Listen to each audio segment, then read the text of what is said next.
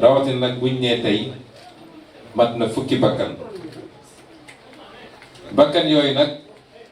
mooy ku ñuy wax Baye Cheikh Diop amoon fukki at ak juróom ñaar 17 ans ñu ngi ko faatee fii ci Yëmbël. Cheikh Koli amoon ñaar fukki at 20 ans ñu ngi ko faatee ca Bignona. Famara Goudiaby moom it amoon ñaar fukki at 20 ans ñu faat ko Bignona. Pape Sidi Mbaye amoon moom ñaar fukki at 20 ans ñu faat ko fii ci Kër Massar. Sadio Camara am fukki at ak juróom ñett 18 ans ñu ngi ko faatee Diaoubé. Mansour Thiam moom it am ñaar fukki at 20 ans ñu ngi ko faatee fii ci Ndakaaru. Alassane Bari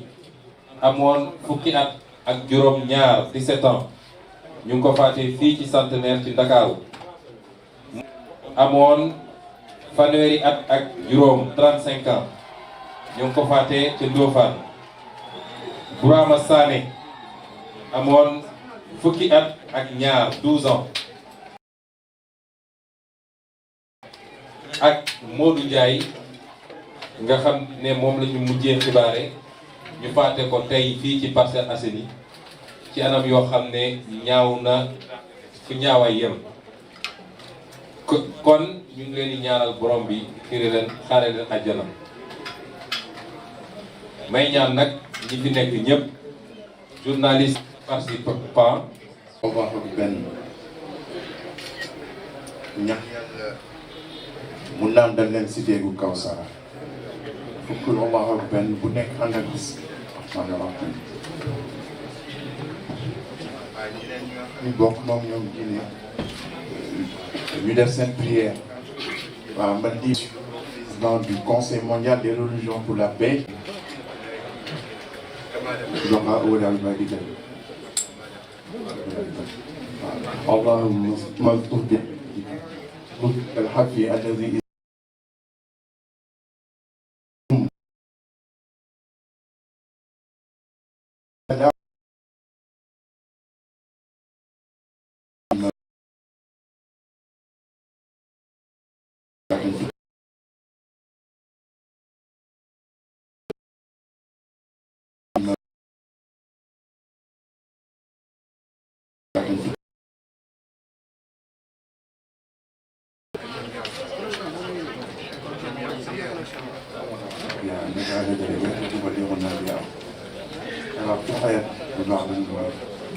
آمين آمين آمين.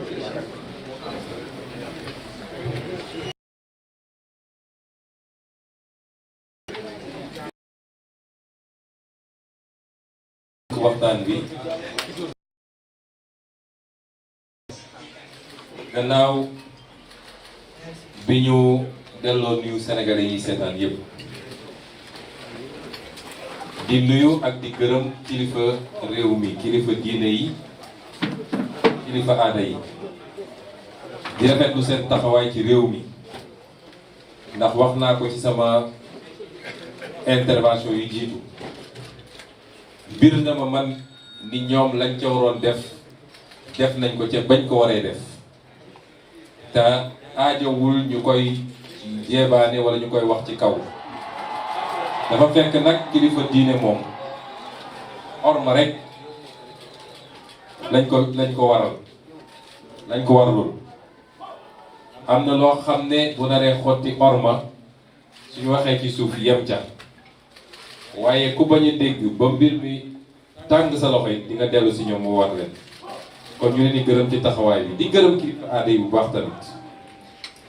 di gërëm ñi fi teew ñépp ñii fi nekk ñépp amul kenn koo xam ne politique wala parparloo moo la fi andi amul kenn koo xam ne li nga daj ci fan yii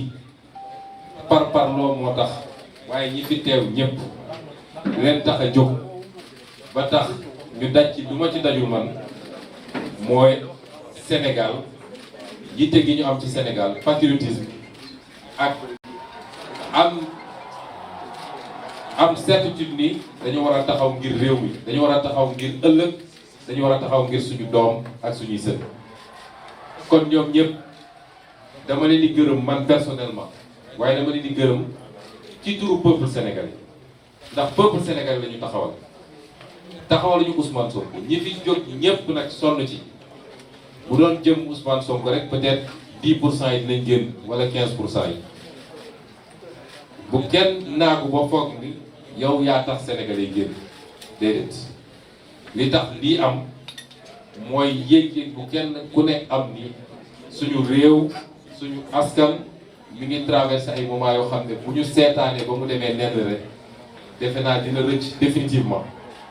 kon maa ngi leen di gërëm ñoom ñëpp ci turu peuple sénégalais. bu loolu weesoo may sargal jigéen ñiit ndax gis nañ seen taxawaay ci xeex bi te tey dañ leen ko mandargale muy journée 8 mars. jigéenu boor bu nekk nag du jigéenu Pastef kese jàpp nañ fay jigéenu Pastef gis nañu seen dëgër laay ak seen muñ ak seen xeex ba fi mu mujjee. waaye jigéen ñi taxaw jàpp ci xeex bi ñi ma mën a lim ak ñi ma mën a limul defe naa Adja Yacine ngi nii toog sama wet sama avocat ay dëmboo ji ni nële ñoom ay mën a buusu ak keneen ak keneen su ma leen doon lim tey du jeex. ñoom Aïssata Sabara ñoom Mame Diarra bu ma limul rek bu mu ci mel ñu delloo leen dugal leen ci journée bi. Mame Diarra bu ma limul rek bu mu ci mel ñu delloo leen dugal leen ci journée bi. dañoo sacrifice yi dootul jëriñ dara ñi seen bakkan rot ñi si gaañu te ñu bëri ñeneen ak ñeneen ak ñeneen defe naa dootul jëriñ dara. kon bu ñu waxee loolu dañuy delloo njukkal ni ma ko defee ci ñi nga xam ne seen bakkan rot na ci te dinaa ci dellu si. ma def ko ci ñi gaañu ndax ñi gaañu bëri na te am na ci ñoo xam ne gaañu yu xaw a garaaw la. di ñaan yàlla rek mu bañ a weesu foofu di leen delloo njukkal ndax mbir mi ñooma du ñun. di ci def nag ci jagleel ngërëm bu yow defoo ko ngir dërëm boo xaar waaye xam nga ni sa avenir moom moo nekk en jeu. kon ngàcce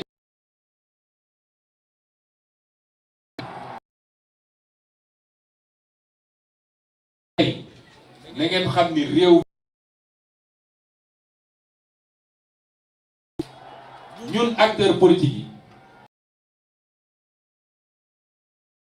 yi lañu war seetaan ba mbir mi egg foo xam ne buñ ko waree récupérer sax li muy yàq di boo moytu dina ëpp liñ ci mën a jëlee te loolu daa ci dellu si bu si kanam yi di ko teg ci kaw nit ñi peuple bi dala koy fàttali te loolu moo leen dal tey. kon taxawaay boobu ngalawaay bu mu dañee ci Sénégal bu mu dañee ci parce que li ñuy wax ne grande démocratie boo gisee njiit yi am lu ñu sañul foofu mooy askan wi dafay taxaw jonn di leen surveiller saa suñu commencé génn rek nit ñi génn ko nangu ñu dellu si waat. kon ñun ñëpp nañu am di masawu it ñi nga xam ne ñàkk nañ ci seen alal parce que dégâts matériels yi bëri na. loolu du woon ci slaayu mbir mi ñi jóg di manifester duñu ay bandi duñu ay saay-saay ay nit nag mën nañ cee rax waaye loolu taxu leen woon jóg te nit suñu xeex jubluwuñu ko ci askanu sangam wala réew sangam du loolu mooy suñu xeex waaye dafa fekk da am fu mbir di toll lépp mun na cee jaxasoo lépp mun na cee am. waaye loolu du woon cëslaay bi parce que ku bugg a yor réew ak ku bugg a defar réew doo toj àllu jàmbur doo yàq oto jàmbur doo toj kër jàmbur. kon loolu ñu ngi koy masawu bu baax nit ñi mu dal di masawu njabootu ñi ci faatu di leen jàll te bu soobee yàlla di leen góorgóorlu ba kenn ku nekk ñu def suñu délégation ñi fi nekk ñépp dox ñëw jaare si leen. di masawu njabootu ñi gaañu lañ ci mënit ci taxawut nañ ko def di masawu njabootu ñi nga xam ne tey caabi féete na leen gannaaw wax leen it seetaanuñu ñooñu ndax gannaaw bu ñu jëlee avocat yi leen war a défendre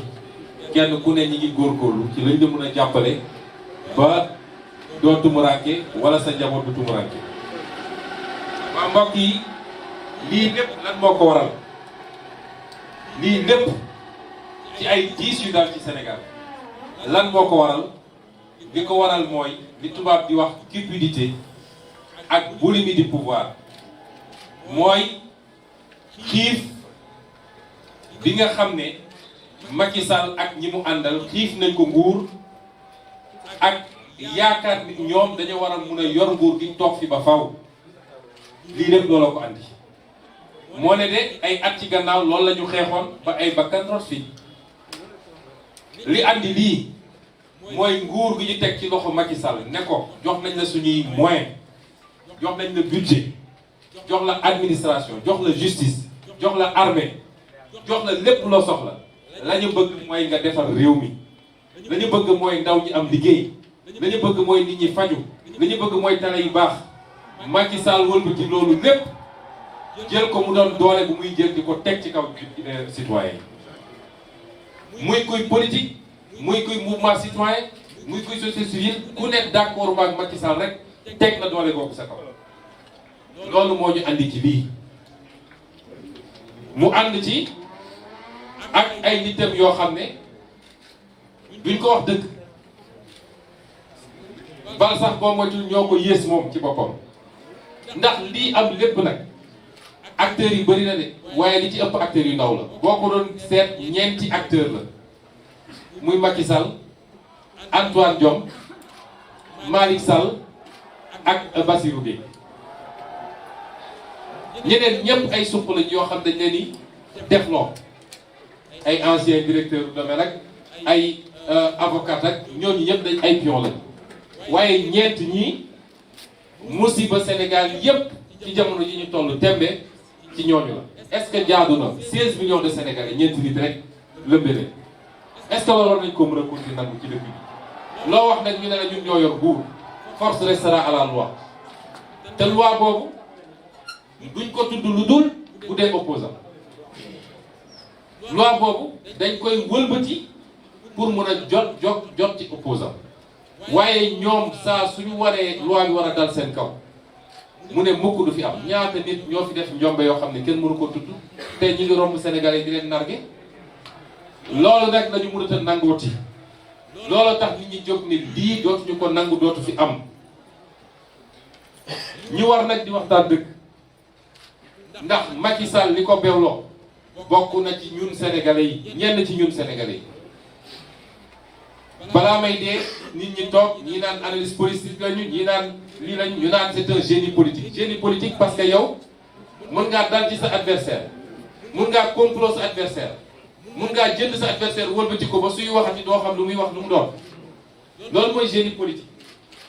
ñun on a besoin de génie d'état koo xam ne bu ñu la jénkee réew nga defar réew mi waaye soxla ñu ay génie politique mooy lañ la dénk nga liggéey ko ba Sénégalais yi soo ne woon sama deuxième mandat jeex na maa ngi dem ñu ne la bàyyiwuñ la parce que résultat nga def waaye jël doole bi ñu la jox rek dal ci kaw nit 9 ans de Macky Sall li fi am musul am ci Sénégal ñaata adversaire la tëj ñaata adversaire la faagagal loolu ba kañ loolu nag lañu mën a tun nangooti te nag lii mu def dañ koy tuddee ci tubaab haute trahison haute trahison mooy wor bi gën a rëy ci wor yi mën a am ndax moom biñ ko falee dafa teg loxoom ci suñu constitution daal di waat ne waat naa ni dinaa respecter constitution bi lii mu def du respecter constitution bi dinaa nekk au service des Sénégalais lii mu def du nekk au service des Sénégalais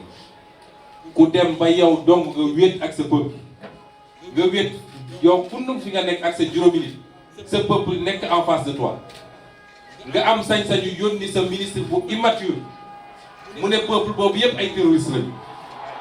peuple boobu yëpp dafa am ay intérêt yu ne seen gannaaw di leen financer ndaw ñii dañoo mës a gis ku leen financer taxaw saaga sa peuple ñëpp wét yow dong sa palais tey soo demee ville soo ko fekkee foofu moom dong ak palais cundum peuple bi yëpp nekk fii su dul woon militaire ak armée bu nekk suñu diggante tey kii kenn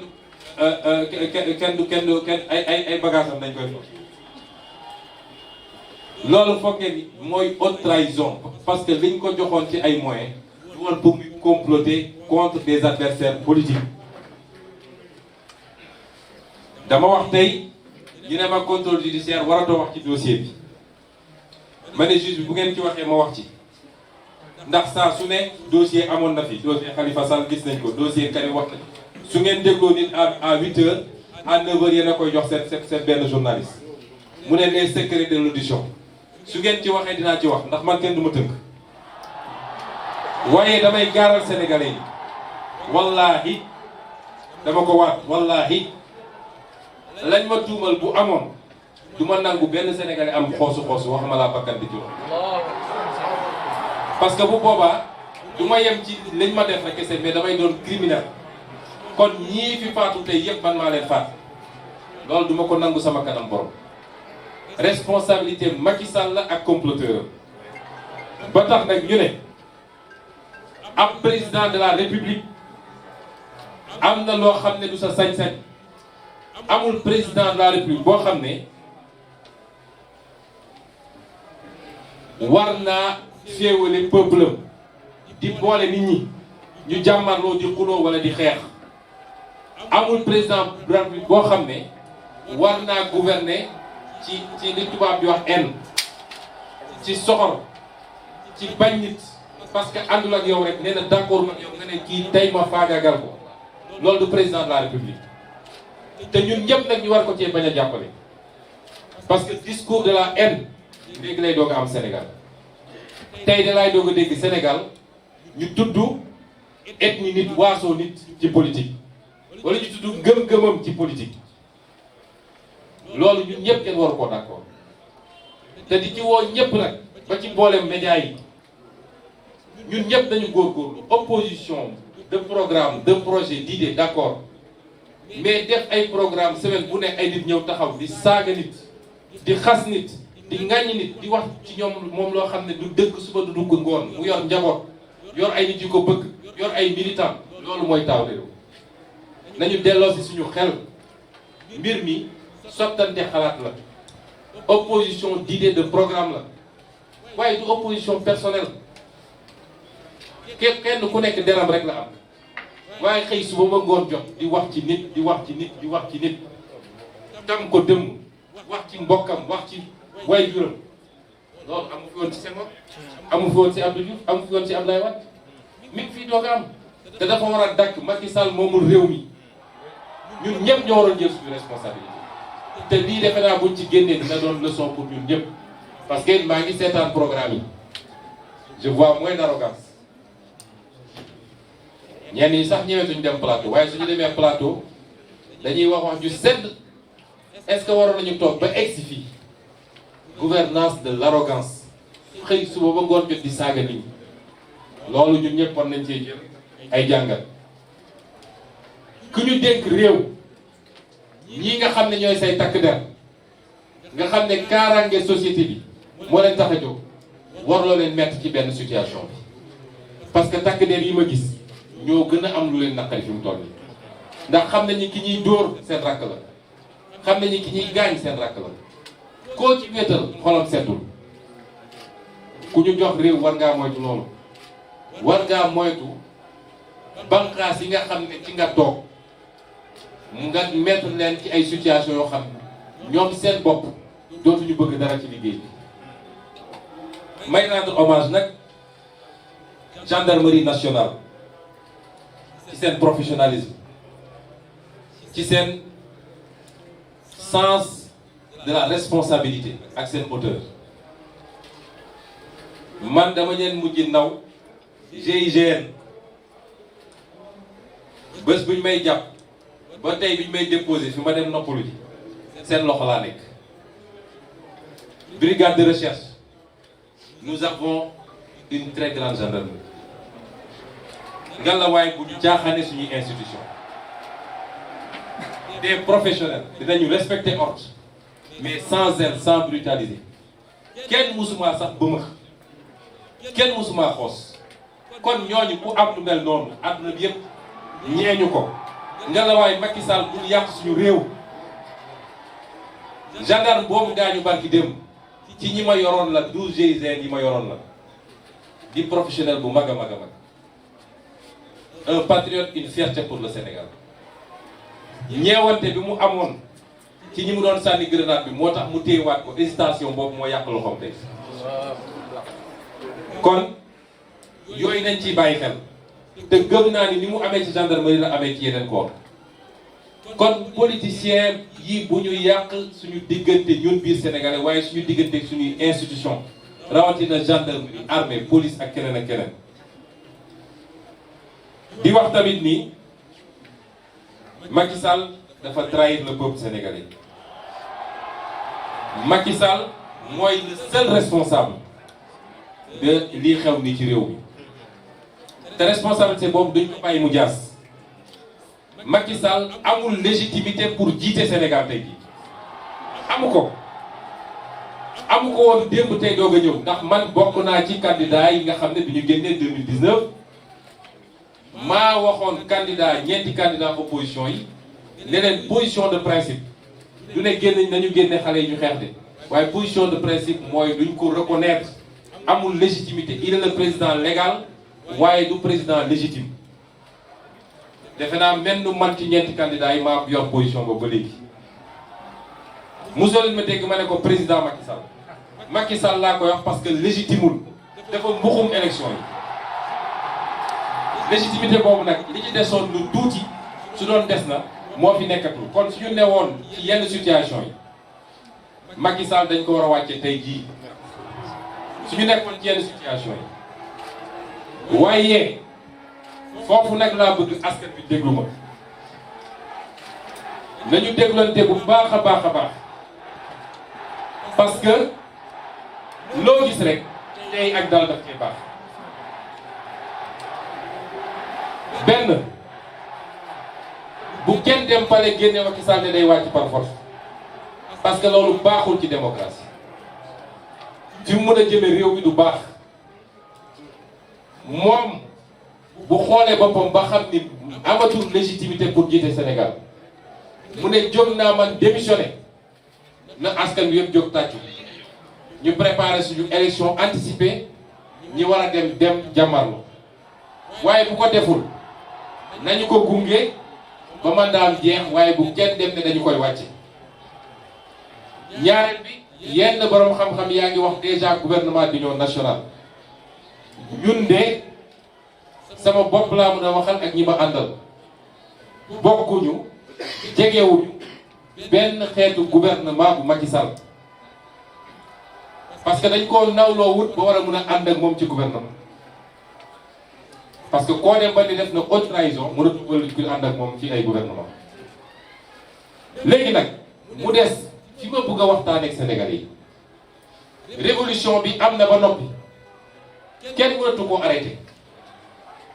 bu ñu ne woon compet Ousmane Sonko yóbbu wala ñu def ko Decroix ñu def ko Cheikh Tidiane wala Khalifa Sall wala ku munti doon du tee lii ma gis nii ci ndaw ñi kenn mënatu koo arrêté la révolution est en marche te gën see gudd 2024 ñu mottali ko la ca des mooy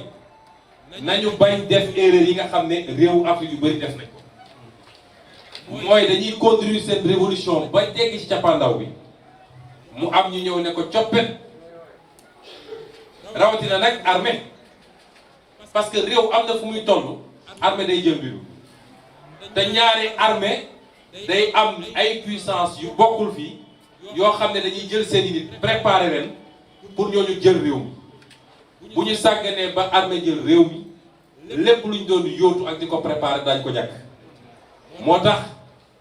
ma ne nañu bu ñu syndrome malien baa ngi fii keroog bu ñu defee seen révolution bay waaj a yegg ñu ne armée génn na ñu topp ci char de combat yi di tàccu laa ne mbir mi jeex na ñàkk nañ ko noonu la amee feneen ak feneen ak feneen moo tax révolution bi am na ba noppi Macky Sall mënatu koo téye kenn mënut koo téye kon nañ ko encadrer parce que stratégie dafa baax ci lu ne lu lépp nag la ñuy wax ci terrain waaye suñu responsabilité ñun ñëpp askan bi mooy nañ ko encadrer ba yegg fi ñu bëgg a yegg waaye nag teewul loolu tekkiwul nag ni dañoo firi Macky Sall rek di ko seetaan liñ koy encadrer mooy dañuy exiger imposer benn agenda à partir d'aujourd'hui parce que loolu la peuple bi bëgg te peuple bi mooy imposer le rapport de force kenn ci ñun mënul imposer rapport de force isolément ñun ñëpp suñu dajaloon suñu parti mënuñu ko peuple bi moo mën a exiger imposer rapport de force boobu nag bokk na ci benn lu ñuy exiger la lu ñu ñaan Macky Sall de amul layam yi lu ñu exiger Macky Sall bu ci njëkk mooy ñii nga xam ne seen bakkan rot na ci mbir mi te muy responsabilité moom Macky Sall nañu jox ndàmpaay seen waa famille mënul tax ñu rattraper li ñu ñàkk waaye loolu le minimum la ñu bañ a gore di ba mel ni moom ndax moom bi nit ñi xeexee 2011 ba ay bakkan rot ci bi mu toogee ci nguur gi da leen a fàtte ñenn ñi sax commencé ñaxtu ñu tëj leen kaso ñii nga xam ne seen bakkan rot na ci exigence Macky Sall ak état du Sénégal dañu war a jox ndàmpaay seeni famille ñaareel bi mooy ñi ci gaañu dañ leen war a jox indemnité civile et militaire nag laa wax dañ leen war a jox ay indemnité jàppale leen ñu mën a faju ci lu mu gën a rafete ñaareel bi du lu ñuy ñaan Macky Sall tamit mooy prisonnier politique yi mu jàpp na leen libérer immédiatement et sans condition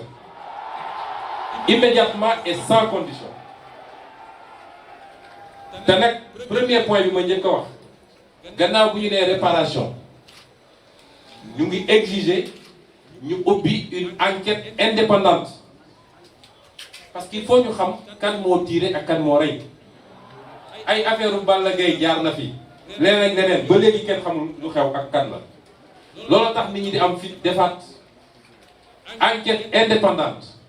ñi wax nag ni ñi ngi déposer une plainte auprès de la Cour pénale internationale parce que lii c'est des crimes contre l'humanité te ci nguuru Macky Sall la xewee fii Sénégal ñetteel bi mooy bis ni ki tey dootuñu nangu Macky Sall di persécuter les opposants ak les honnêtes citoyens di leen espionner di leen mettre sur écoute la terreur va changer de camp dootuñu ko nangul Macky Sall yooyu il faut mu jeex tey démb dégg ngeen gendarme bu démissionné parce que def na liggéeyam ni mu ko war a defee ñu envoyé ko ay police ñu koy espionner suba ngoon Macky Sall moom lan la ñu teg wala moom mooy Sénégal loolu dina dakk bis ni ci tey ñaareel bi mooy ñi nga xam ne ay ministre yu mu jël moom ay sambabo yu ñu jël jox leen xaalis ñor ay jaasi ak ay fital di fit nit ñi exigence nañ leen a identifier jàpp leen livrer leen à la justice ñu àtte leen ñoom ak ñi leen yónni nag ñoom ak seen commanditaire juróomeel bi mooy Macky Sall bëgg na ko bañ na ko dina créer les conditions pour ñu mën a dem ci ay élections nu mu gën a leeree ay wuruj fichier électoral jeex na ci Sénégal yor say carte d'identité ne du ma ko jox ndaw ñi parce que ànduñoo ak man jeex na ci Sénégal Macky Sall dina créer les conditions yu ñu mën a demee ci élection yoo xam ne ñépp lay tolloole ku peuple bi tànn ñu ne kii la juróom-benneel bi mooy ci ni mu gën a gaawee il faut ñu organiser élection yi ci élection locale sénégalais yi tànn seeni maire parce que maire yoo xam ne seen mandat léegi mu def 10 ans kenn mënatu koo nangu dina organiser élection législative en 2022 sénégalais yi tànn seen député jox seen bopp assemblée bi ñu bëgg waaye dina organiser 2024 élection présidentielle ci ni mu gën a rafetee lii lenn rek moo mën a doon exception mooy mu dem ba xam ni moom diriger suñu Sénégal amatul diriger Sénégal mu ne démissionné naa ñu def élection anticipée waaye dañ ko may benn report mu toog naan maay buum maay seet kañ laa koy def ak nu ma koy defee kooku moom jot na Sénégal juróom-ñaareel bi mooy na delloo ñi mu xañ seen droit civique benn ci Khalifa Ababacar Sall bi ñaar ci Karim Wade parce que loo xam ne yëkkati nga ko dem ba juridiction internationale ñu ne la jaaru yoon nga ne damay jaay doole kooku nekk candidat ci réew mi loolu suñ ko seetaanee ëllëg ci man la ñëw gannaaw si électeur lay dem dootul fi nangu élection lu dul ku ko war a nekk candidat nga war a nekk candidat Sénégal yi seet bu leen doy muy tànn waaye Macky Sall mooy tànn kuy candidat ku dul candidat loolu jeex na Sénégal juróom-ñeenteel bi wala juróom-ñeenteel bi mooy moom Macky Sall na taxaw jàkkaarloog Sénégalais yépp amul moo bon vouloir wala nii wii nii non fii non rek moo fi am na jàkkaarloog Sénégal yépp ne troisième sax dootuma ko tudd waxuma la mandat amu ci droit te peuple bi nee na amu ci droit peuple bi nee na deuxième mandat sax doyal nañu waaye nekk républicain moo tax dinañ ko bàyyi mu yeggali kon bu mu fi taxawati naan ay nii wii nii non ak yu demee jeex na 2024 Macky Sall n'est pas candidat au Sénégal bu amee beneen république bu mu am nag mën na fa dem nekk candidat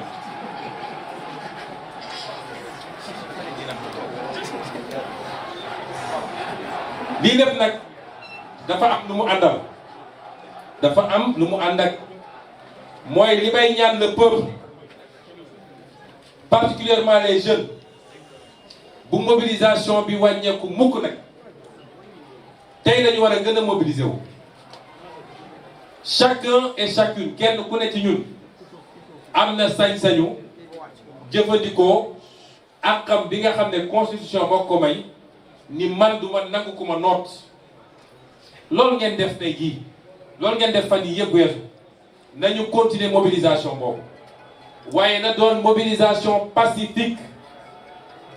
parce que dafa am lu Macky Sall foqati woon ci ñun mooy kenn amatul woon sañ-sañu def rassemblement wala nga def marche tey won nañ ko ni ci par force dinañ ko def parce que constitution moo ñu ko may te keroog bi ñu koy may dafa ne déclaration ngay def amul autorisation déclaration la balaa may dee ñu ne marche non autorisée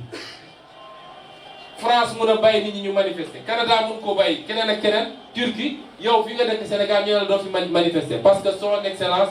Macky deuxième nee na kenn du fi manifester loolu jeex na ci Sénégal may proposer ñu continuer manifestation yi jël benn fan wala ñaar ci semaine bi 1 million de Sénégalais nañu génn yor seen drapeau national xool fu ñuy dem fu ñu koy defee dem taxaw fa exiger que lii ma wax 9 mesures yi ak yeneen yoo xam ne après concertation dina ci yokku Macky Sall da koy respecté wala dootul am jàmm ci réew mi su amee kuy tiit désormais Macky Sall lay doon waaye dootul doon loolu jeex na ci réew mi may wax nag gannaaw bi ma waxee li jëm ci Macky Sall may lancer un appel ñun ñii ñëpp nag di acteurs politiques askan wi mérité na des acteurs politiques qui soient à leur hauteur ñun ñëpp amatuñu droit yenn yi nañu sargal askan wi nañu delloo politique sa noblesse nañu jël engagement ñun ñëpp waat ko ni peuple bi rek moo ñu ñor kenn new fi di politique pour xaalis booy am ku bëgg ay milliards uti ko feneen waaye politique servir ton peuple la yaa ciy sonn dépenser si ñàkk ci ba dee waaye waroo ku foog ni ci milliards ci politique nga amee milliards ndax nga sa bopp loolu dafa war a dakk Sénégal mën nañu am ay projets yu wuute mën nañu am gis-gis yu wuute waaye ñun ñëpp nañu bokk bëgg réew mi nañu bëgg réew mi jaay intérêt réew mi li Macky Sall def daf war a dakk suñu ressource naturelle nga jaay suñu marché public nga jaay lu la neex nga def loolu jeex na ci Sénégal kon dama bëgg ñu nit peuple bi waruñu gën a gore man Ousmane Sonko je ne mérite pas ce peuple là je ne le mérite pas gisuma lan laa def ba peuple bi war a daj lii mu daj ci ñun kon ñu nit nañu jël engagement solennel ni bis ni ki tey un nouveau départ la ñu jël parce que réew mi yomb naa defar de te peuple bi amatul droit un troisième ou un quatrième départ bii pas ça doit être le bon départ su dee nag dañuy ŋàññi ñi fi ne ba jëlee leen fi ñëw def la ñu defoon wala lu ko yées defe naa bu au bout du compte peuple bi mooy mujj génn ci ñun ñëpp kon loolu ci lu jëm ci ñun la nga la waay nañ ci góorgóorlu ma yokk ci benn poñ la ma ciy waxtaan bëri na trop waaye dafa fekk li tubaab di wax machiavélisme ñu bëgg a utiliser yenn yi à des fins strictement politiques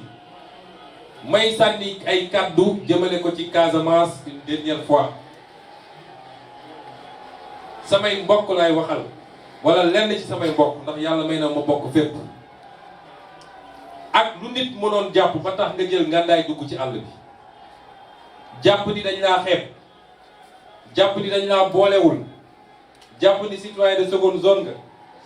boo xoolee li xew tey ci Sénégal di nga xam ne loolu amut ndax gannaaw ma doonee doomu Sénégal doomu Casamance la waaye ñii ñëpp jóg taxaw muy Touba muy Ndar muy Fuuta muy Bakel muy kenn Thiès ak feneen jóg taxaw seetuñu kii fu mu bokk dañu ne dëgg jot na nañu xeex dëgg kon li ma leen di ñaan mooy ci 6 mois yii juróom benn weer yii li ma ñaan samay mbokk ci Casamance ku ci yoroon gànnaay na nga ko teg génn ci àll bi ku ci yoroon gànnaay na nga ko teg sans condition génn ñu bokk ndey bokk bàyyi parce que ñun ñëpp sénégalais lañ ñun ñëpp africain lañu gannaaw ga ngeen ànd ak suñu armée fépp fu nit miin nekkoon ngeen wane carte yi ñu génne mine yi génne ndël yi sauver population yi bu ñu nangooti ñu ne dañ koy régler par la voie militaire parce que kii tiire ak ki muy tiire ñoom ñëpp doomu Sénégal lañu ñun ñëpp benn lañu kon loolu muy appel boo xam ne maa ngi koy lancé parce que lu ma ñor a ñor la te boo seetee li xew Sénégal tey di nga xam ni Sénégal yëpp wane na ñun ñëpp benn bopp lañu kon lii lañu bëggoon sànni ci kàddu yu gàtt di wax tamit ni ci li jëm ci mbir mi nee nañu contrôle judiciaire la man nag acteur politique la sama indépendance politique kenn du ma ko xañ loolu moom may ma ko kenn ñaareel bi ñun musuñoo daw justice combat de principe mooy li suñuy àq ak li yoon wax ni lii la nañ ko jaarale foofu ba tey jaarewuñ ko foofu te dinañ ko continuer xeex ndax suñuy avocat ñu ngi def recours yi waaye bëgg nañu ci ni ma gën a gaawee ñu dem ci procès ba ni mu gën a gaawee bu boobaa yooxu dina jëm fuñ ko foogewul woon may remercier it ci présence su dames yi parce que tudd ma góor ñi waaye bés bi bésu jigéen ñi la madame le ministre Aminata Lo Dieng di ko remercier bu baax ci présence am ak ci taxawaayam ci combat bi ndax ci bi mbir mi commencé rek la daw si kër ga. Donc je vais récapituler plus brièvement en français. Je crois qu'on peut passer sur la minute de silence. Commencer par remercier tous nos guides religieux et coutumiers. Pour une fois, le rôle de stabilisateur et de médiateur qu'ils ne cessent de jouer. Lorsque nous, hommes politiques, avons fini de mettre le feu au poudre. Les remercier parce que je sais que depuis le début de cette affaire, ils n'ont cessé d'intervenir. Nous sommes dans un pays qui s'appelle le Sénégal avec ses spécificités. Et c'est une grande chance pour le pays. Féliciter, encourager et remercier toutes les femmes qui ont pris part à ce combat, puisqu'on est dans la journée du 8 mars. Et dire aux Sénégalais que j'ai le cœur lourd. Depuis quelques jours, mon sommeil se trouve très perturbé. Non pas par l'affaire en question, parce qu'elle me reste de marbre, mais parce qu'il y a eu trop de dégâts, trop de victimes, trop de meurtres, puisqu'il s'agit de meurtres, d'assassinats, trop de blessés, trop de personnes faites prisonnières, trop de familles éprouvées. Et évidemment, nous nous sentons plus ou moins redevables de tous ces gens-là qui ont pris sur eux de mener ce combat. J'ai dit tantôt, je me suis permis de lire la liste. Nous avons aujourd'hui 10 cas confirmés de personnes qui ont été lâchement assassinées et dont Macky Sall porte la responsabilité de leur assassinat. Plus 4 autres ou 5 autres personnes qui restent à être confirmées. 10 personnes, 10 meurtres au Sénégal, c'est trop. Nous sommes un pays apaisé. Un pays qui n'a pas une tradition de violence. Un pays connu mondialement pour son climat fait de stabilité, de fraternité, de convivialité. Mais le seul qui porte la responsabilité de toute cette situation s'appelle M. Macky Sall. Et qu'est-ce qui nous a amené à cette situation? Je résumerai simplement par la cupidité, la boulimie de pouvoir d'un homme qui ne connaît que le complot contre ses opposants, adoubé par une cour de laudateurs dont les plus en vue sont ses 4 affidés, son ministre de l'Intérieur, Antoine Félix Diome, son ministre de la Justice, Malick Sall, son procureur, Serigne Bassirou Gueye. Voilà le quatuor qui a pris le Sénégal en otage et qui nous a menés à cette situation catastrophique que de mémoire d'hommes on n'a jamais vécu dans ce pays. Jamais. Beaucoup de crises ont été traversées, des crises politiques. Jamais on en a vécu une comme celle-là. Et c'est d'autant plus grave que l'avènement de Macky Sall avait suscité un grand espoir de la part de tous les Sénégalais, avec une kyrielle de promesses, les unes plus mirobolantes que les autres, sur la restauration de l'état de droit, sur la démocratie, sur la bonne gouvernance, sur la patrie avant le parti, toutes choses qui se sont envolées dès les premières heures de gouvernance de l'homme Macky Sall. Nous sommes tous quelque part responsables, particulièrement cette frange de Sénégalais qui voit en Macky Sall un génie politique, lequel génie consiste à des qualités ou des capacités à comploter contre ses adversaires, à emprisonner des adversaires politiques, à liquider des adversaires politiques, à corrompre et retourner des adversaires politiques, à faire chanter des adversaires politiques. Certains sont devenus méconnaissables, les gens pensent que c'est des deals politiques. Il n'en est absolument rien, c'est qu'aujourd'hui, Macky Sall les tient par des moyens que nous connaissons bien. C'est ça le génie politique de Macky Sall. Piètre génie s'il en est. Nous devons savoir qu'un pays ne se construit pas sur cette base. Ce qu'on attend d'un homme politique, c'est d'être un génie d'État. C'est de mettre tous les moyens qui ont été mis à sa disposition au service de la réalisation de résultats pour le bénéfice exclusif du peuple. Le peuple veut se soigner. Le peuple veut manger à sa faim. Le peuple veut des écoles de qualité. Le peuple veut des infrastructures. Le peuple veut vivre en liberté. Le peuple veut que sa démocratie progresse. C'est ça qu'on attend d'un chef d'État. Mais ce n'est pas de passer tout son temps à mettre des milliards pour payer des laboratoires qui fomentent des coups fourrés contre les opposants. Cela relève plutôt de la haute trahison, puisque Macky Sall a juré sur la Constitution de respecter et de faire respecter cette Constitution et les lois du pays. Il a juré de protéger les Sénégalais et de travailler à leur bonheur. S'il fait exactement le contraire, si Macky Sall trouve le temps de fomenter des complots sordides, ce monsieur aura trahi le Sénégal, aura trahi le peuple sénégalais. Et c'est pourquoi nous disons qu'un président n'a pas le droit d'opposer son peuple les uns contre les autres. Nous n'avons pas élu Macky Sall pour cela. Un président n'a pas le droit de gouverner par la haine, l'arrogance et la rancœur. Et c'est le style de gouvernement de Macky Sall. Et malheureusement, il a même entraîné une frange du pays dans ce sillage. Nous devons tous faire notre introspection, revoir notre façon de communiquer, revoir ce qui se dit sur les plateaux de télévision et de radio. Jamais dans l'histoire du Sénégal, le discours n'a été aussi musclé, aussi vindicatif, aussi haineux. Jamais dans l'histoire du Sénégal, on a évoqué les questions aussi sensibles que la religion, l'ethnie, l'appartenance régionale. C'est sous Macky Sall que c'est arrivé. Jamais au Sénégal, on a eu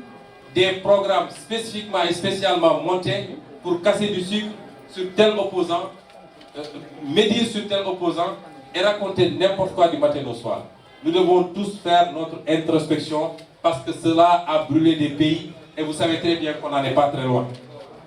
Ressaisissons-nous pendant qu'il est temps. La politique, c'est l'opposition des idées et des opinions. La politique, c'est l'opposition des programmes, mais la politique, ce n'est pas la haine, ce n'est pas de l'opposition personnelle, crypto-personnelle. Aucun président n'a le droit, digne de ce nom, n'a le droit de mettre nos forces de défense et de sécurité dans la situation dans laquelle elles sont aujourd'hui. Je peux jurer que ces forces de défense et de sécurité sont plus meurtries que les manifestants même de la situation qu'ils vivent. Parce que c'est des Sénégalais qui rentreront tous les jours auprès de leur famille, de leur belle famille, peut-être où il y a eu un blessé, ou un emprisonné, ou même un tué.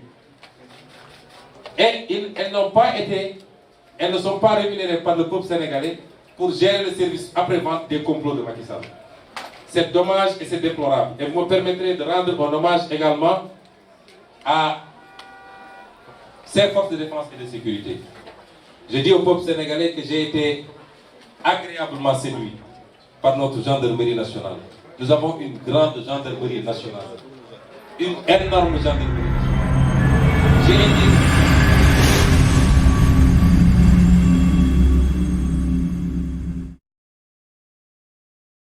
Ils ont plus assuré ma sécurité qu'ils ne m'ont arrêté. Du jour où j'étais interpellé le mercredi au jour d'aujourd'hui, en respectant scrupuleusement les ordres, mais sans brutalité, sans zèle et sans animosité. J'ai été si bien séduit qu'avant-hier, lorsque mon fils est venu me rendre à la brigade de recherche, je lui ai dit, Mohamed, prépare-toi, tu vas faire le concours pour être GIGN. Je rends hommage à ces patriotes que nous pouvons apprécier de loin, de regard qui n'est pas forcément ce regard-là. Tout ceci m'amène à dire cela. Macky Sall ayant trahi le peuple sénégalais, ayant trahi son serment, Macky Sall n'est plus légitime à diriger le Sénégal. Il ne l'a jamais été depuis le début de son deuxième mandat. Je fais partie des 4 candidats qui s'étaient réunis et qui ont signé un protocole pour dire qu'on lui dénie toute légitimité. Et je crois être le seul qui campe encore sur cette position. Et aujourd'hui, il y a circonstances aggravantes.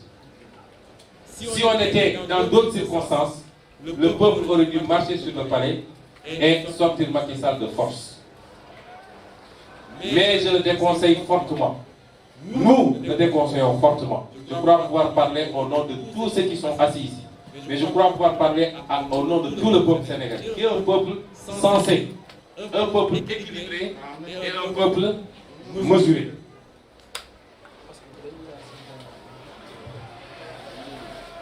Si Macky Sall tire les conséquences de son échec, parce qu'aujourd'hui il est seul bunkérisé dans son palais face à 16 millions de Sénégalais, et n'eût été les forces de l'ordre qui font tampon, et même l'armée maintenant, je crois que la messe aurait été dite depuis longtemps. Si Macky Sall en tire les conséquences, et j'espère qu'il le fera tout à l'heure à 22h, prononce sa démission, nous en prendrons tous acte. Et la Constitution sera appliquée pour organiser les élections dans les délais prévus. Je tiens à dire d'emblée que pour ces voix qui s'élèvent déjà, pour dire que puisque Macky Sall n'a plus cette légitimité-là, nous devons aller vers le gouvernement d'union nationale, que nous ne sommes intéressés par aucun gouvernement avec M. Macky Sall. Nous ne pouvons pas être dans un gouvernement d'un président légal, illégitime et qui a trahi son peuple. Nous ne le serons jamais. Par contre, nous disons au peuple sénégalais que nous devons faire preuve de maturité. Beaucoup de révolutions se sont tenues en Afrique ces dernières années. Mais au finish, l'aboutissement n'a pas été ce que le peuple attendait. Parce que, en voulant coûte que coûte procéder par radicalisme, nous avons ouvert la boîte de Pandore où c'est l'armée, souvent avec des éléments préparés par des puissances occultes, qui héritent du pouvoir et qui remet en cause tous les acquis démocratiques. Et nous voyons ce qui se passe dans un pays voisin où le peuple a mené toute sa révolution au point de faire tomber le président et l'armée est intervenue, a été acclamée par le peuple, mais nous voyons ce qui s'en est suivi. Nous ne pouvons pas nous permettre cela. Soyons tactiques et intelligents. La révolution est déjà lancée, rien ni personne ne peut l'arrêter. Aucune puissance interne ou externe ne peut plus l'arrêter. Le peuple a pris sa responsabilité et a compris les enjeux. Conduisons cette révolution à son terme, c'est-à-dire au plus tard 2024. C'est un peu plus de 2 ans et demi. Conduisons cette révolution à son terme intelligemment. Cela ne veut pas dire pour autant que nous allons refaire tomber la ferveur et que Macky Sall aura un blanc-seing. Nous devons encadrer cela. Et c'est en cela que nous pensons que nous devons aujourd'hui imposer un agenda à Macky Sall parce que le rapport de force nous le permet. Ce n'est pas Macky Sall désormais de dicter quoi que ce soit dans ce pays. La première chose qu'on doit lui imposer, c'est la réparation pour les familles des victimes. Tous ceux qui ont été assassinés, l'État du Sénégal doit procéder à une réparation, en tout cas forcément pécuniaire, pour au moins adoucir ou amoindrir la peine de leur famille. De la même manière, nous exigeons l'ouverture d'une enquête indépendante pour situer les responsabilités, identifier les auteurs et les traduire en justice. D'ores et déjà, une plainte sera déposée auprès de la Cour pénale internationale parce qu'il s'agit de crimes contre l'humanité et ça s'est passé sous le régime de Macky Sall. Nous devons également exiger la libération immédiate et inconditionnelle des prisonniers politiques de Macky Sall. Il y en a plus d'une centaine emprisonnés un peu partout dans le pays, dont la plupart ont été kidnappés pendant qu'ils vaquaient à leurs occupations, avec des méthodes que j'ai qualifiées de fascistes et qu'on n'a jamais vues en tout cas. Il faut qu'on mette un terme à cela et nous exigeons la libération immédiate de ces prisonniers politiques. De même que l'indemnisation des blessés civils comme militaires. Nous exigeons que toutes les mesures soient prises pour arrêter à jamais la persécution et l'espionnage des opposants et des honnêtes citoyens. Tout le monde est espionné aujourd'hui dans ce pays par Macky Sall. Tout le monde. Vous avez vu un gendarme, parce qu'il a bien fait son travail, qui a été assigné dans son camp et qui a été persécuté, surveillé, écouté, au point d'annoncer sa démission de la gendarmerie. Alors qu'il n'y a aucune acquaintance avec moi-même relativement à ce gendarme. Nous exigeons que des mesures soient prises pour traquer, arrêter et livrer à la justice les milices de Macky Sall et leurs commanditaires.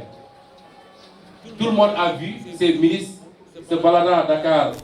à bord de pick-up, quelquefois de départements ministériels même, et ouvrant le feu ou charcutant les manifestants à coups de machette. Nous exigeons qu'ils soient arrêtés, traduits en justice, mais qu'ils livrent également le nom de leurs commanditaires. Nous exigeons qu'il soit créé les conditions de transparence, de sincérité et d'équité pour l'organisation d'élections. Depuis que Macky Sall est arrivé à la tête de ce pays, aucune élection ne s'est passée dans des conditions de transparence et d'équité. Depuis qu'il est là, aucune élection. Cela doit cesser. Nous exigeons que les élections locales, puisque les mandats des maires sont arrivés à expiration depuis 2 ans maintenant, les élections législatives prévues pour 2022 et la présidentielle de 2024 se tiennent dans les délais. Et avec une autorité consensuelle. Parce que ce n'est pas ce ministre arrogant, incompétent, immature, partisan qui peut organiser dans ce pays des élections. Nous exigeons d'ailleurs son relèvement, en tout cas son limogeage le plus rapidement possible. Parce que les Sénégalais ne sont pas en sécurité avec un ministre qui se permet de traiter tous les Sénégalais de terroristes et de représailles. Nous exigeons également la restitution des droits civiques illégalement, inconstitutionnellement confisqués par Macky Sall. Parmi lesquels les droits civiques de M. Khalifa Sall, maire de Dakar. Non seulement on lui a confisqué ses droits civiques, mais sa mairie. On a confisqué le suffrage populaire des Sénégalais. C'est inadmissible. Mais également de M. Karim Meïssa Wade, candidat du PDS, puisque même au niveau international, des décisions de justice sont intervenues pour dire que les procès qui ont été organisés par Macky Sall ont violé les droits de ces derniers. Je considère, moi, qu'il n'y a pas de mérite à gagner des élections lorsqu'on s'est débrouillé pour magouiller et écarter des candidats. Une élection n'a de valeur que lorsque la compétition a été libre, démocratique et a permis aux Sénégalais de choisir librement entre des candidats qui ont des programmes. Et c'est pourquoi la présidence de Macky Sall n'a pas de valeur. Parce qu'elle a été magouillée en écartant des candidats. Nous lui exigeons à lui, Macky Sall, de déclarer publiquement et sans ambiguïté ces histoires de ni oui ni non, c'est fini. Un président qui dit ni oui ni non, ou selon mon bon vouloir. On n'est pas en monarchie, que je sache. S'il a un bon vouloir, il n'a qu'à attendre d'avoir le royaume Salène ou je ne sais quoi. Excusez-moi, M. Khalifa Sall. Mais il n'a qu'à déclarer publiquement et sans ambiguïté. Et le peuple le lui réclame qu'en 2024, il fera ses bagages et il quittera. D'une manière ou d'une autre. Parce que l'ultimatum que nous avons lancé en disant ne poussons pas le bouchon au point d'aller le cueillir au palais. Ce n'est valable que tant que le mandat légal est en cours. Quand ce mandat expirera, d'une manière ou d'une autre, comme il avait dit à son prédécesseur, nous irons le déloger au palais de la République. Je demande également, nous demandons au peuple sénégalais, particulièrement à la jeunesse, de ne pas baisser la mobilisation, de ne pas casser cette mobilisation exceptionnelle. Il faut que les victimes, il faut que les vies perdues aient servi à quelque chose pour que jamais cela ne se reproduise au Sénégal. Il faut garder cette mobilisation. Il faut qu'elle soit beaucoup plus importante même. Mais il faut surtout qu'elle soit pacifique. Il faut qu'elle soit pacifique. Aujourd'hui, le peuple a repris son droit confisqué depuis 9 ans par Macky Sall à la manifestation. Le peuple l'a repris de force. Il ne faut pas qu'on perde ce droit. Nous vous proposerons, après concertation, peut-être 2 fois par semaine, que le peuple, partout dans le pays, pas seulement à Dakar, sorte massivement et pacifiquement pour aller rejoindre une place avec des drapeaux nationaux et exiger que ces points de revendication soient rapidement satisfaits par Macky Sall et son groupe. Donc, jeunesse de nos pays, ne faiblissez pas. Ce n'est pas le moment de faiblir. Maintenant le cap, maintenant la mobilisation. J'en appelle également aux forces de l'ordre et de sécurité. Quand les gens sortent pour manifester pacifiquement, limitez-vous à encadrer ces manifestations. Il coûte beaucoup moins cher d'encadrer une manifestation que de la réprimer. Une seule grenade lacrymogène peut coûter, je crois, jusqu'à 75 000 francs. Vous en lancez des milliers par jour, c'est des milliards qui sont perdus. Et sans compter les dégâts humains et matériels. Donc, respecter le droit de manifester et encadrer simplement ces manifestants. Je lancerai un appel à nos autres acteurs politiques de l'opposition. Ce que le peuple a démontré, c'est qu'il en a marre d'une certaine manière de faire de la politique. Nous avons tous la responsabilité, quels que soient nos parcours, quelles que soient nos convictions idéologiques, quels que soient nos projets politiques, nous avons la responsabilité de rassurer ce peuple sénégalais. Nous avons la responsabilité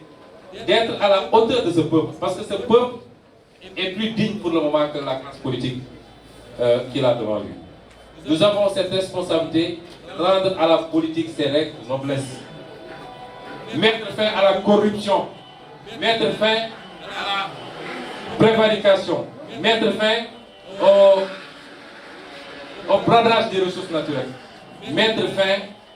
à l'instrumentalisation de l'appareil d'État pour brimer les opposants ou brimer simplement les populations, mettre fin à la boulimie foncière, mettre fin à tout ce qui est dénoncé aujourd'hui en termes de népotisme. Nous devons tous solennellement en prendre l'engagement, parce que ce peuple mérite mieux, et nous devons tout faire pour lui donner mieux.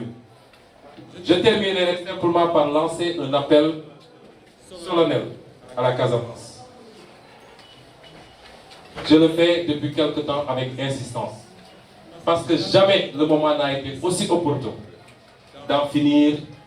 avec cette crise qui a coûté trop au Sénégal et à l'Afrique, en termes de vie humaine,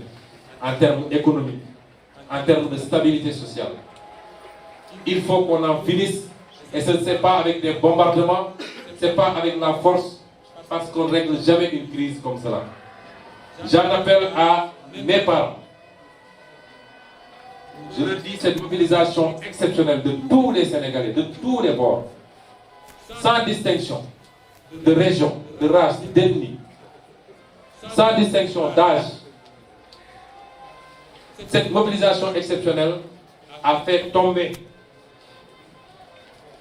les stéréotypes, a fait tomber certaines croyances. Les Sénégalais, debout comme un seul homme, ont émis un message au monde entier. Nous sommes tous un seul et un peuple, sans distinction. Quelles que soient les frustrations qui ont pu être à la base de votre décision de prendre les armes, quels que soient les clichés de mépris, de manque de respect ou de considération, aujourd'hui, le Sénégal tout entier vous a démontré, en se battant, non pas pour un fils de la Casamance, mais pour un Sénégalais, même originaire de la Casamance, en donnant leur vie pour un Sénégalais de la Casamance, que la Casamance est une part entière, totale du Sénégal. Donc, l'appel que je lance, c'est de déposer les armes sans condition, de le faire dans les 6 mois à venir, que tout détenteur d'armes le dépose auprès de l'armée nationale, et qu'ensemble avec cette verte armée nationale, vous procédiez à identifier les lieux d'emplacement des mines antipersonnelles qui continuent à faire des ravages auprès des populations innocentes, pour que le déminage soit fait et que la Casamance redevienne ce qu'elle n'aurait jamais dû cesser d'être, c'est-à-dire ce grenier du Sénégal, mais ce grenier de l'Afrique. Je vous remercie. J'en profite pour remercier la presse sénégalaise dans son ensemble qui a su se hisser à la hauteur de cet événement et traiter l'information de manière équitable. Présenter, même si je n'ai pas pu le faire en ce moment, ma compassion et ma solidarité au groupe de mon frère et ami Bougane Gueye Dany, ici présent, qui a été arbitrairement attaqué et privé de signal pendant des jours, et au groupe Walfadjri de mon frère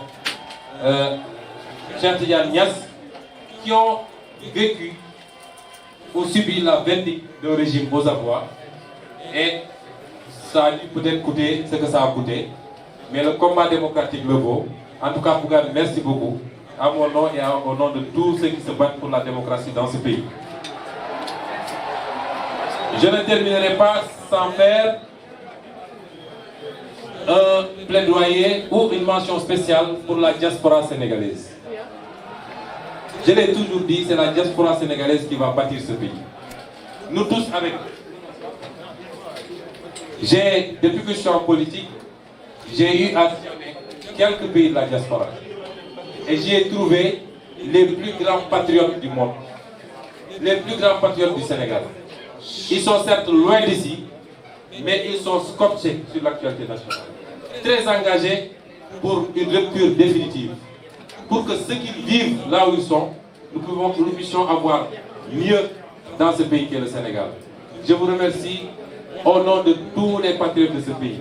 Au nom de tous ceux qui se battent pour la démocratie. Je vous remercie au nom de la jeunesse sénégalaise. Merci à la diaspora. Merci à la presse nationale comme internationale. Je m'excuse s'il y a eu des ratés, mais vous comprendrez que c'est la fatigue. Et je crois qu'avec tout le front, vous aurez des développements ultérieurement sur le plan d'action et sur les exigences améliorées. Parce que désormais, le peuple a décidé de prendre ses responsabilités. Je vous remercie.